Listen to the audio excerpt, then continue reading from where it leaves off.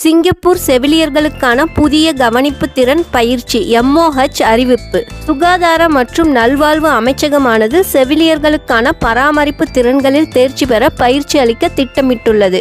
இதன் மூலம் அதிகமான மக்கள் மேம்பட்ட இறுதிக்கால பராமரிப்பு சேவைகளை பெற இயலும் என்று MOH கருதுகிறது. சமூக கொள்கைகள் மற்றும் சுகாதாரத்துறை அமைச்சருமான ஓங் ஏப்ரல் 18 நடைபெற்ற 9வது சிங்கப்பூர் இறுதிக்கால பராமரிப்பு மற்றும் நல்வாழ்வு கருத்தரங்கின் தொடக்க விழாவில் கலந்து கொண்டு அதில் இந்த புதிய குறிக்கோள் பற்றி அறிவித்துள்ளார். முந்தைய கணக்கெடுப்புகளின்படி 2/3 பங்கு சிங்கப்பூரர்கள் தங்களுக்கு பழக்கமான வீடுகளில் மற்றும் அன்புக்குரியவர்களால் சுற்றி இருந்து அமைதியாக இருப்பதையே விரும்புவதாக தெரிவித்துள்ளனர். நோயின் இறுதி கட்டங்களில் நோயாளிகளின் உடல் தேவைகளை பூர்த்தி செய்வது மட்டுமல்லாமல் அவர்களின் உணர்ச்சி மற்றும் மன ஆரோக்கியத்திற்கும் ஆதரவளிக்கும் வகையில் இந்த பராமரிப்பு பயிற்சி செவிலியர்களுக்கு வழங்கப்பட உள்ளதாக அமைச்சர் ஓங் கூறியுள்ளார். செவிலியர்களுக்கு மட்டுமல்லாமல் குடும்ப மருத்துவர்கள், துணை மருத்துவ பணியாளர்கள் மற்றும் சமூக பராமரிப்பு பணியாளர்களுக்கும் இந்த பயிற்சி அளிக்கப்பட உள்ளது. நோயாளிகள் தங்கள் விருப்பங்களை பராமரிப்பாளர்களிடமும் மருத்துவர்களிடமும் வெளிப்படுத்த வேண்டும் என்றும் அவர் கூறியுள்ளார்.